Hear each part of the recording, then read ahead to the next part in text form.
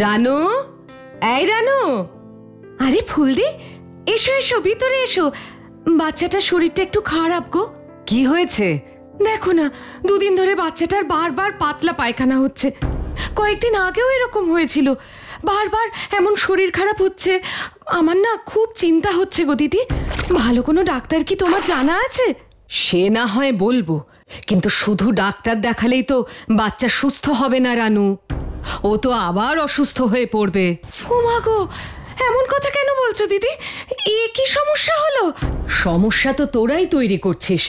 খোলা জায়গায় বাচ্চাকে পায়খানা করালি, ওই পায়খানাটা তো বাড়ির শৌচাগারে ফেলবি, তা না করে ওখানেই ফেলে রেখেছিস। কাছেই রান্না করছে, খাবারও ঢাকা দেওয়া হয়নি। পায়খানার থেকে মাছি এসে খাবারে বসছে আর রোগ ছড়াচ্ছে। এই জলের গ্লাসটা দেখ, এটাও ভালো করে ধোয়া হয়নি। না মানে, বাচ্চার পায়খানা পরিষ্কারের পরে হাতটাও ভালো করে ধুলি না, দেখলাম তো। ও ফুলদি, রানুকে ডাকতে এসে গল্প করতে বসে গেলে? কি নিয়ে এত কথা বলছো তোমরা?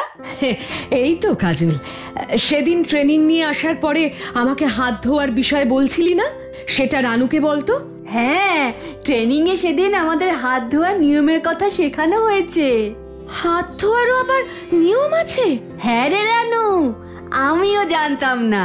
নিয়ম মেনে সাবান দিয়ে হাত ধুলে রোগ ব্যাধি বেশি হবে না, ডাক্তার বদ্যিও করতে হবে না, টাকাও খরচ হবে কম, সবাই সুস্থ থাকবে।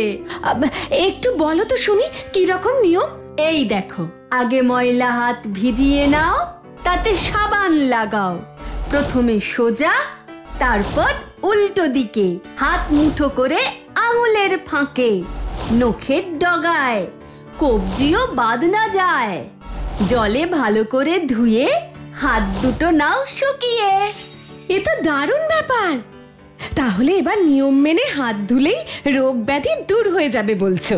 না রে রানু, শুধু একবার হাত ধুলেই হবে না। শৌচ করার পর, বাচ্চার মল পরিষ্কার করার পর, রান্না করার আগে ও পরে, খাবার খাওয়ার আগে, ঘরের আবর্জনা পরিষ্কার করার পর হাত ধুতে ভুললে চলবে না। তাহলে তোর বাচ্চার আর এরকম বারবার শরীর খারাপ হবে না। শুধু তোর বাচ্চা নয়, গোটা পরিবারের স্বাস্থ্য নির্ভর করছে এই হাত ধোয়ার ওপর। শুধু নিয়ম মেনে হাত ধুলে গোটা পরিবার ভালো থাকবে?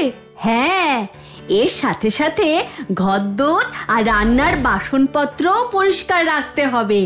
শুধু বাচ্চা নয়, নিজেকেও রোজ স্নান করতে হবে, দাঁত মাজতে হবে, নখ কাটতে হবে, পরিষ্কার জামা কাপড় পরতে হবে, আর পায়খানা যাওয়ার সময় অবশ্যই পায়ে চটি পড়ে যেতে হবে।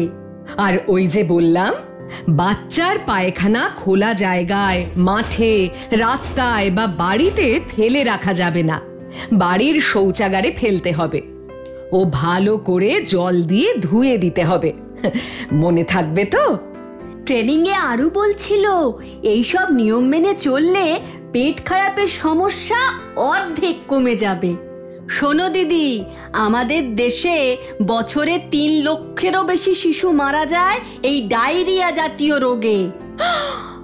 মনে রাখিস, আজকে দলের মিটিংয়ে ব্যক্তিগত পরিষ্কার পরিচ্ছন্নতা নিয়ে সকলকে বলতে হবে।